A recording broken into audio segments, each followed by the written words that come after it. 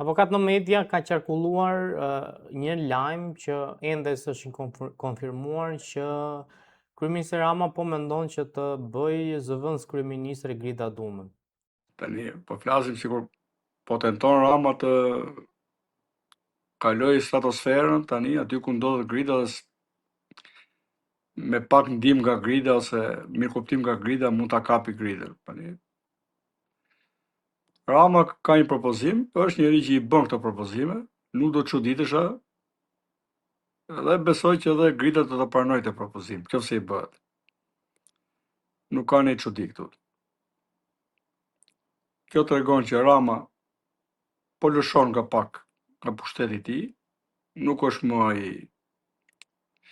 i gjithfuqishmi. Çdo person që do marrë një pushtet nga Rama do të jetë më i vërtet se sa ministrat e djeshëm. Nuk do shkojnë të bëjnë ato terminale madhe që kanë bërë deri dje. Unë kështu mendoj, nëse janë nuk ju ka rënë mirë vapa në kokë edhe e kuptojnë çfarë situate po jetojnë. Rama kishte pushtetin, nuk ka arsye ta ndajë, nuk e mban dot më, nuk e menaxhon dot më, paktën me stafin që ka. I ka dalë nga duar ky staf, mbi të gjitha motivi i qeverisjes duhet ndryshuar, pra me këta që kanë ardhur deri këtu të vetë kënaqur, e të papërgjegjshëm deri tani, po dhe të poshtër domethënë, këta duhen ndruar. Por dikujt kur i besohen disa detyra do t'i japë disa drejta. Nëse do të jenë të zgjuar që së bashku me detyrat të japin të drejtat, pra të jenë sa më real ministra, mund të bëjnë një punë, nuk e dim. Çdo njeri besoj se Grida për shembull, nëse do ta marrë përsipër, do marrë përsipër me kushte, jo pa kushte. Pra, jam kryeministër, jam. Jo në letra kryeministër, realitet një zyrtar e thjesht administratës. Besoj se mund të ketë qasje të re. A do jetë e mjaftueshme kjo për të mbjetuar Rama? Besoj se jo, prap. Pushteti konsumon, besoj se kohën e tij ka konsumuar pjesën më të madhe. E dyta, partitë e mëdha e përtërien në opozitë. Fatkeqësisht nuk i shërbeu PD-s koha e gjatë në opozitë, e cila dhe ajo është e marrë peng nga patriarku i saj, i përjetshëm. Prandaj ne kërkojmë, kemi sy te forcat e reja dhe ke protesta që edhe ajo fatkeqësisht është në ndikimin e skemave të vjetra. Qëndruar këtu te forcat e reja, si e keni parë gjatë këtyre protestave forcat e reja dhe besoni që diçka ka ndryshuar me partitë politike në Shqipëri?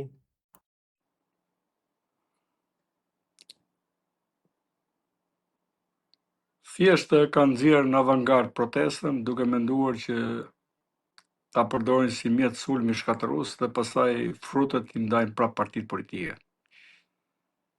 Kështu që e vetmja gjë që do t'i vinte frejën ose do ta rrëzonte këtë skem të djallëzuar do t'ishte që të ndryshojë kodi zgjedhor, aty të synonte protesta, asgjë tepër. Pazari politik është pikërisht kodi zgjedhor. Ne institucionalizuam një nga ligjet më pengmarrëse të demokracisë e të votës lirë, që nga 2008 deri tani. Pra, pazari politik Rama Berisha në drejtim të votës lirë është ai që mban peng Shqipërinë. Dhe pikërisht mjafton kjo që ti bashkangjites edhe parullës Rama në burg, Berisha në burg. Pra janë këta dy që na kanë mohuar votën e lirë. Dhe nuk ka gjë më të rëndë, edhe nga ana ekonomike e tjerë, por edhe nga ana e dinjitetit.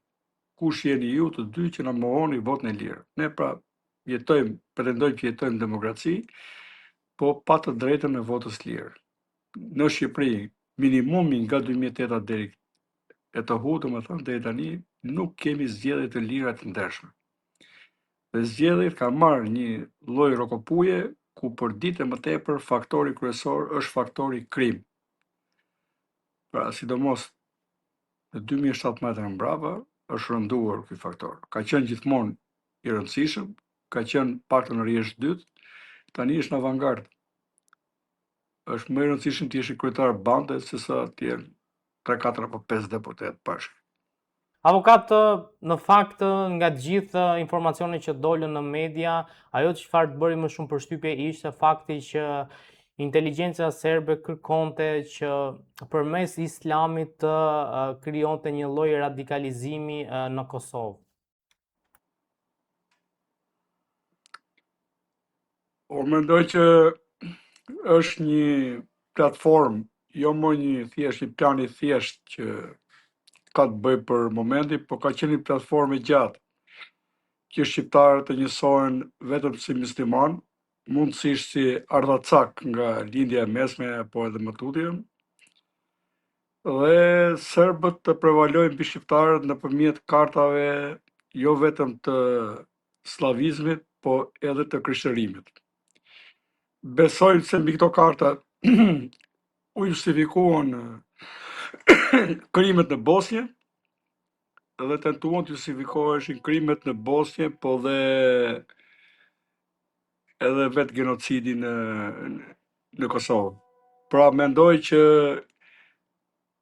ne duhet të shohim me kujdes, domethënë, pa i mohuar drejtën e besimit kërkujt, por të mos bijem në instrumentalizim edhe në skemat dhe në planet e afatgjata të Serbisë. Ata kanë kohë që luajnë me këtë letër, domethënë. Sipas tyre, edhe të tjerëve sipas tyre, Europa mbaron aty ku mbaron dhe besimi krishter. Pra duhet ta shohin Europën si një klub krishter edhe ta observirin veten si garant të këtij klubit krishter. Kështu që ne duhet patjetër të jemi të vëmendshëm në lidhje me luajtjen e kartave të ndryshme fetare apo dhe etnike. Besoj se shërbimet tona inteligjente kanë pasur suksese, por në raport me, sidomos, po flas përpara, në raport me Serbinë ne kemi pasur problematika, domethënë, jemi gjendur gjithmonë një hap pas dhe jo atëherë kur duhet, në krahasim me fqinjtë e tjerë.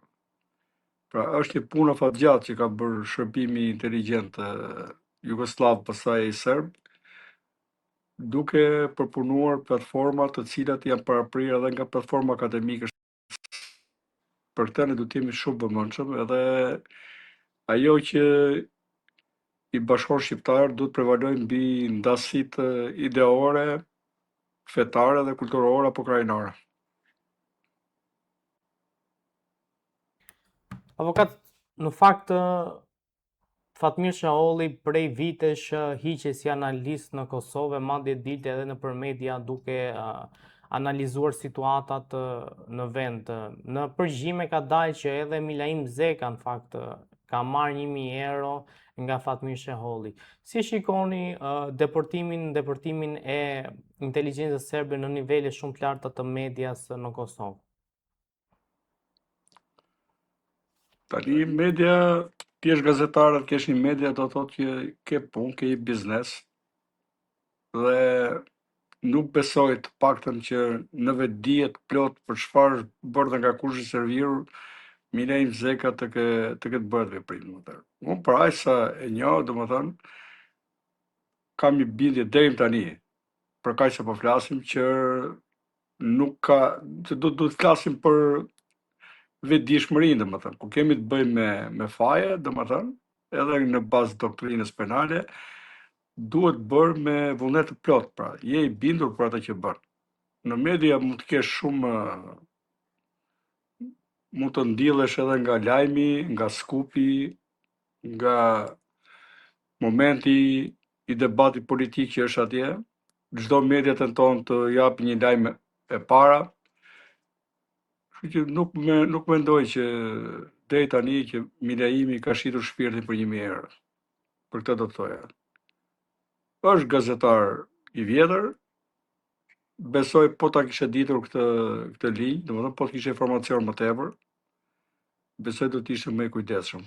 Por nuk kam mendimin që Milaimi është bashkëpunëtor i ndërgjegjshëm dhe i përgjegjshëm për me zotërin tjetër, i cili ka qenë me mision të përcaktuar në lidhje me diversionet që do bënte për porosi të palës serbe në opinionin publik shqiptar, sidomos aty të Kosovës. Avokat, në fakt shpesh është folur që vendet fqinje, edhe Serbia, edhe Greqia, kanë paguar dhe paguajnë analistë dhe gazetarë të mediave në Shqipëri. Ndërkohë, e kundërta shumë e vështirë, pra që Shqipëria të ketë akses në gazetar apo media në Serbi apo në Greqi. Pse është ky raporti jo i barabartë, le të themi? Sepse çdo inteligjencë është e kuptueshme që tenton që të futet në, le të themi, në vendet e tjera, të ketë informacion. Ne e kuptojmë dhe kemi edhe këtu media të cilat përkufizojnë nga ne kur kemi apo nuk kemi ftesa apo dëgjojmë debate që kjo media më tepër ha nga krau, po flasin nga krau i Grekut apo për Serbi nuk kam një informacion shumë sakt, por siç kemi media të cilat duket që janë pro-ruse apo pro-iraniane nga qëndrimet që mbajnë, kur me kokëforci agresorin e nxjerrin si viktim, ju bën përshtypje agresioni për shembull amerikan apo izraelit mbi Iran, në kohë që nuk ju bën përshtypje shtypja me dhunë dhe vrasje e opozitës në Iran, për shembull, të mira njerëzve. Kemi njerëz të tillë, nuk janë pak, edhe televizion edhe portale, por më shumë unë kam parë që shqiptarët kanë pasur ekspansion jashtë në lidhje me mediat si persona.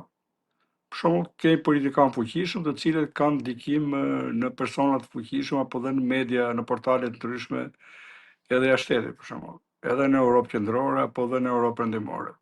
Pra me fuqinë e pushtetit dhe paras që kanë arritur krijojnë një influencë të tyre dhe nuk kanë menduar kurrë që të vënë vendin përpara personit, përpara vetes së tyre, pra që të kemi një influencë shqiptare, qoftë në tregun e medias, qoftë në tregun bankar, të investimeve e tjerë. Pra nuk është keq të lobosh në favor të vendit dhe të interesave të tij, por deri tani kemi parë që kanë lobuar në favor të interesave personale dhe pushtetin që kanë pasur dhe karriken e pushtetit që është publik e kanë përkthyer në investim personal, besoj. Pra, bile plot ju them që kam njohur politikanë shqiptarë që janë shumë fuqishëm, për shembull në Austri, në disa media austriake, në disa ish burra shteti atje, kanë ndikim deri tek ish kancelar të Austrisë, por nuk e kanë përkthyer për Shqipërinë. E kanë përkthyer për pushtetin e tyre personal.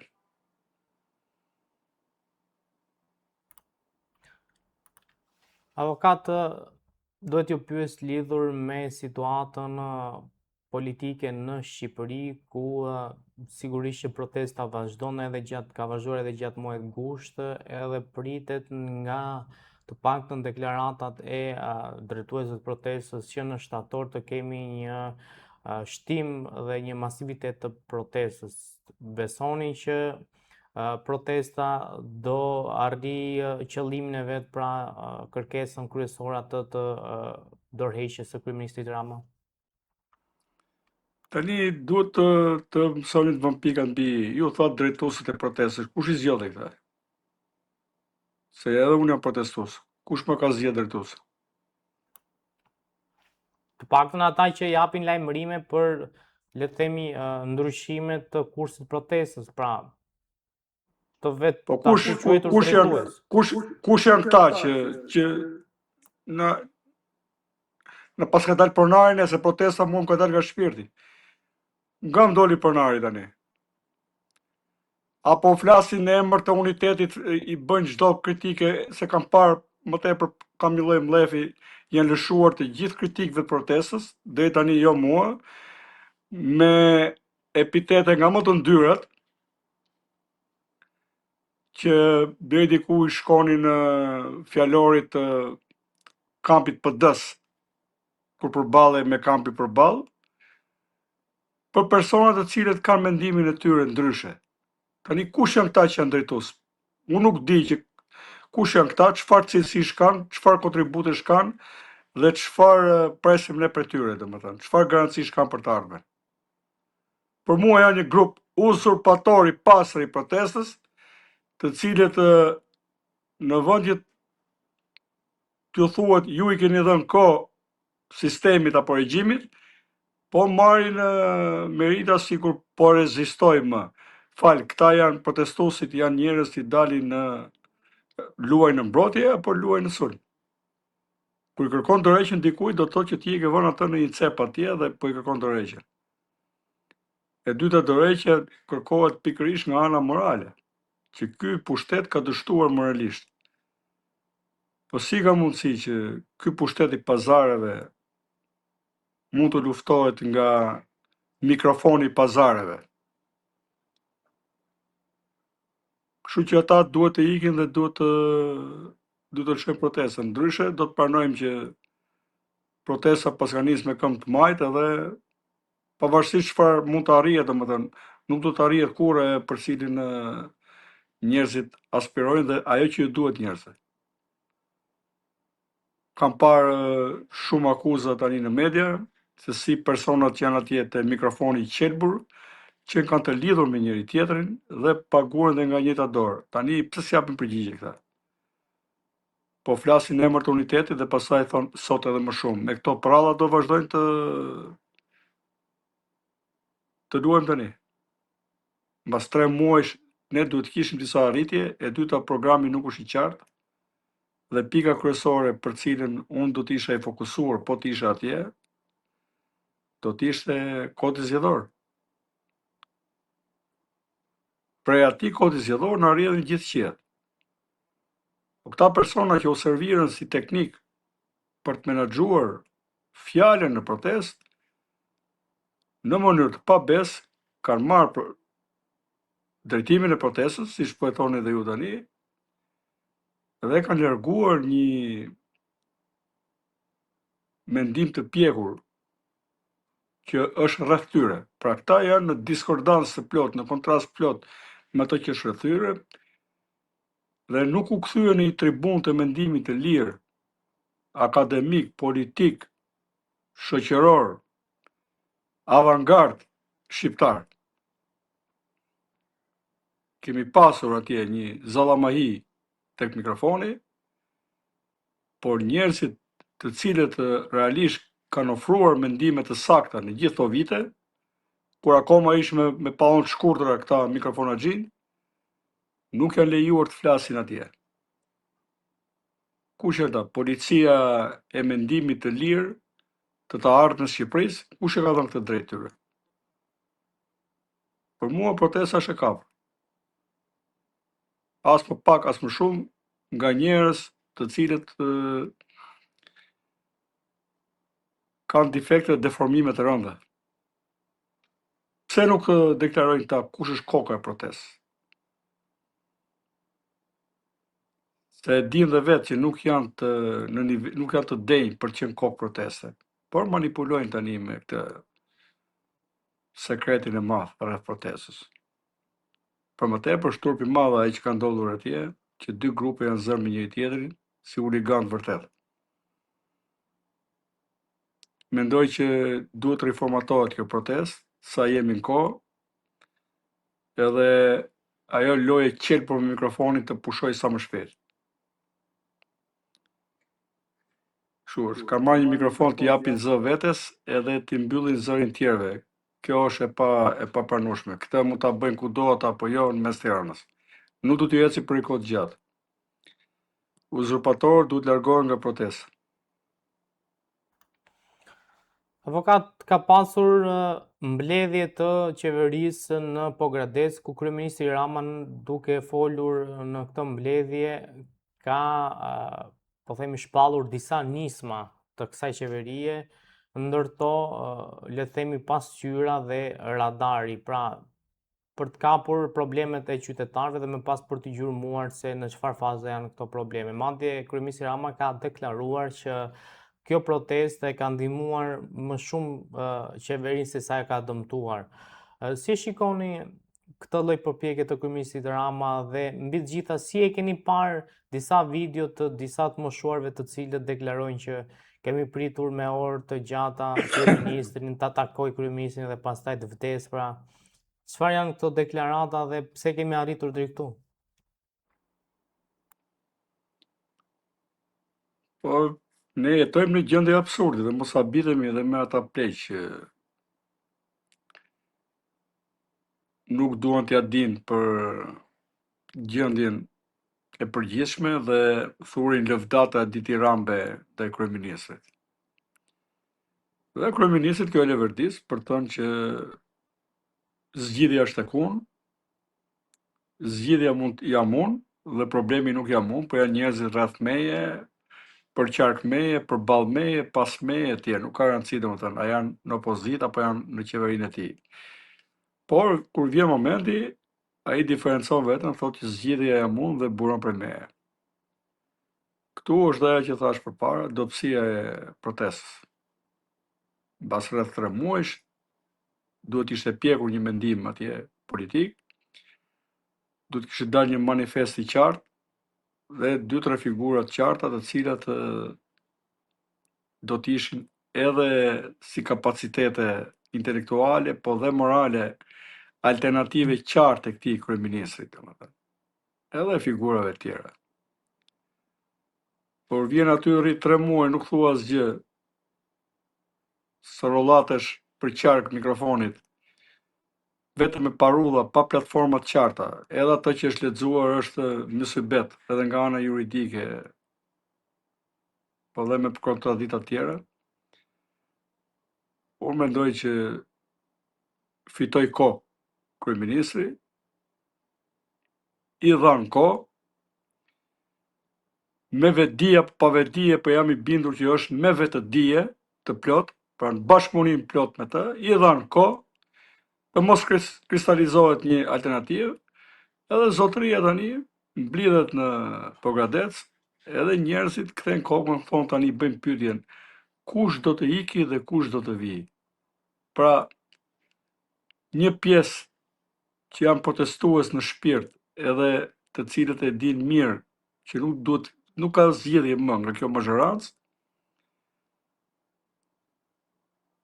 thonë që është e kohë të lodhemi të presim nga kjo mazhorancë, por pjesa tjetër që është zhgënjur prej tani se kush ministri do të iki, kush do të vijë dhe të shohim si do të punojnë këta ministrat e ri. Pra, mori kohë. Gjërat janë të lidhura me atë që thash. Ne duhet të kishim një alternativë, shqiptar të lirë që bashkohen, por që kur vjen puna në konceptin universal të lirisë, nuk kemi liri as tek mikrofoni që duhet ishte drejta fjalës për gjithë secilin dhe në bazë të një meritokracie. Se kush është atje që i jep drejt vetes, po e them me gojën plot 3-4 unar atje, japin drejt vetes të dikujt i japi fjalën, dikujt jo, dikë e mbulojnë me epitete, pra kanë bërë gabim, si me Havarin, edhe me atë Taulan Mukën dhe me tjerë. Tani Taulan Muka ka protestën e tij për kaq vitesh kundër pleqjaturës, që është shumë e rëndësishme. Pra betejat e këtyre personale fisnore apo të pazareve të tyre që kanë shumë të rëndësishme për Shqipërinë, beteja dikujt tjetër që ka pa rëndësishme. Aq më tepër që etika anon dhe flet pro këtyre personave që thash unë, jo të atyre që kanë ndaluar ta persona. Me dhunë atje, dhe me dhunë edhe më mendën në kundërshtim plot dhe me ligjin. Kështu që kur arritën persona si ne t'i bëjnë të pakënaqur, duke i lutur me muaj tërë, me javë tërë, t'i vënë fre egoizmit tyre personal në favor të vendit, tani ju më bëni pyetjen që u mblodh Rama Pogradec, edhe disa pleq të instrumentalizuar, kuptohet, shkojnë atje për treguar që ne kemi akoma dritë në syrit dhe burimi kulluar është akoma Rama dhe ne presim nga Rama, besojmë ke Rama dhe jemi minjos Ramës. Normal, Rama ditë luaj në këto momente. Shumë mendoj Guri, kemi një të shtim, çfarë do të bëjmë, të sorollatemi rreth mikrofonit, pa platformë. Po të kisha qenë një person që do më pyesin, besoj pika kryesore do të ishte zgjedhur. Koti zgjedhor do ishte zgjedhur tani, me urgjencë, të vinin ku janë e ku janë deputetët, edhe nuk do të lëviznin pa bërë kod zgjedhor, dhe ligjet të cilët garantonin zgjedhjet e lira të ndershme. Edhe organizimin e duhur të forcave të reja politike. Së ne nuk do marrim, nuk merret pushteti në tavolinë, sa shuhet në tavolinë pastaj. Mbas një viti qeverisje, do kesh mbjell pa kënaqësi, ta mbledh kundërshtari turmë më të madhe se jotja sot, edhe ta merr prap tavolinë. Prandaj rregullat e lojës nuk shkelen.